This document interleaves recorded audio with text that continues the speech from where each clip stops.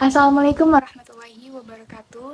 Perkenalkan, nama saya Felicia Nurul Amalia dengan NIM 230511164 pada kelas TI 23E. Pada kesempatan kali ini, saya akan mendemonstrasikan secara komprehensif pipeline rekayasa data dan pengembangan sistem intelligence bisnis menggunakan dataset OLIS e-commerce. Dalam ekosistem Big Data, data tidak selalu datang dalam bentuk tabel yang rapi. Tantangan utama seorang data engineer atau data analis adalah bagaimana menyatukan berbagai format data yang terfragmentasi. Oleh karena itu, pada demonstrasi hari ini, saya akan memenuhi spesifikasi arsitektur data modern dengan mengintegrasi 3 pilar format data sekaligus, yaitu data terstruktur, data tidak terstruktur, dan data semi terstruktur. Mari kita langsung masuk ke dalam environment Power BI untuk melihat prosesnya. Saat ini kita sudah berada di dalam dapur utama sistem, yaitu Power Query Editor. Di panel sebelah kiri, bisa melihat beberapa tabel berekstensi CSV yang sebelumnya sudah saya panggil dari database. Tabel-tabel seperti pesanan, pelanggan, dan pembayaran ini merepresentasikan data terstruktur.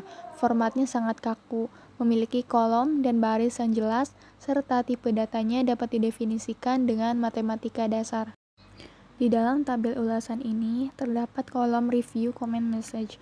Kolom ini berisi teks paragraf ulasan bebas dari pelanggan yang panjang dan formatnya sama sekali tidak menentu.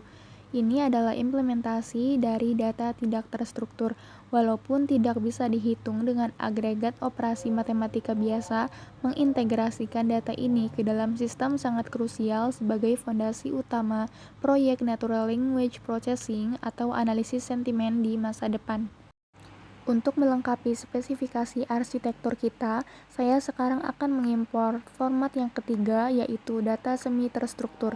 Saya memilih opsi New Source untuk menarik data berekstensi JSON yang berisi kamus translasi kategori produk dari bahasa Portugis ke bahasa Inggris. Mengapa format JSON disebut semi terstruktur? Karena berbeda dengan CSV yang dikunci oleh baris dan koma.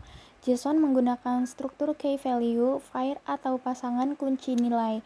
Strukturnya memiliki hierarki dan tag yang mendeskripsikan datanya sendiri, membuatnya jauh lebih fleksibel untuk pertukaran data antar sistem. Sekarang kita masuk ke fase yang paling menentukan, yaitu transform atau pembersihan data.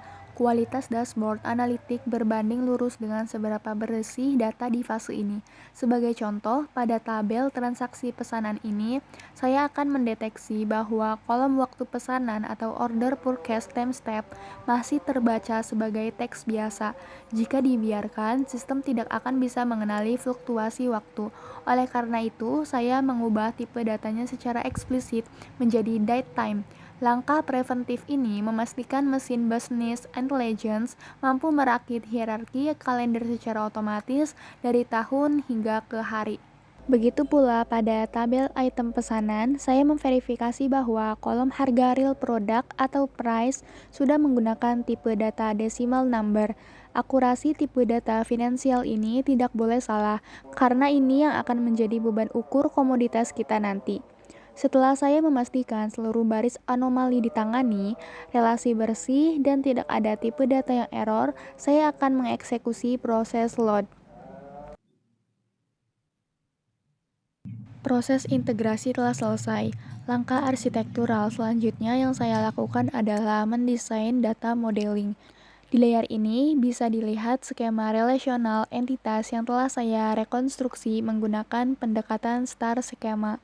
Tabel pesanan, pembayaran, dan item bertindak sebagai fact tables atau poros yang memuat angka kuantitatif dikelilingi oleh tabel dimensi seperti pelanggan dan translasi produk JSON tadi sebagai atribut deskriptif. Di sini garis kardinalitas one to many ini, konektivitas ini sangat vital. Arsitektural inilah yang memungkinkan terjadi in-memory processing, di mana mesin dapat melakukan filter silang ke jutaan baris data secara instan tanpa perlu mereplikasi tabel berulang kali. Nah, kita masuk ke visualisasi. Mari kita mulai dari metrik makro di bagian paling atas. Dashboard ini merangkum total keseluruhan performa OLIS e-commerce. Kita kita bisa melihat data lebih dari 99.000 total pesanan yang masuk, yang dihasilkan oleh 96.000 pelanggan yang unik. Dari volume transaksi tersebut, Wolis berhasil membukukan total pendapatan kotor mencapai 2 miliar. Jika kita bedah dari segi waktu dari grafis garis kiri di sebelah kiri, terlihat bahwa tren pendapatan mengalami puncak transaksi di sekitar pertengahan tahun, tepatnya di bulan Mei. Namun mengalami penurunan selama bulan Agustus di bawahnya. Analisis komoditas menunjukkan bahwa kategori Beza dan Slaut, kesehatan dan kecantikan, serta Relojoz dan Presentes atau jam tangan dan hadiah adalah mesin pencetak laba utama perusahaan. Ini adalah informasi krusial untuk menjaga ketersediaan stok di gudang. Nah, di sini di tengah kita menganalisis persebaran demografis pelanggan. Dari grafik batang dan visualisasi peta geospasial ini, terlihat sangat jelas bahwa pasar e-commerce ini sangat berkonsentrasi di wilayah Tenggara. Nah, kota Sao Paulo di sini mendominasi basis pelanggan secara mutlak, disusul oleh Rio de Janeiro. Wawasan ini sangat akurat untuk menentukan titik optimal pembangunan pusat logistik baru.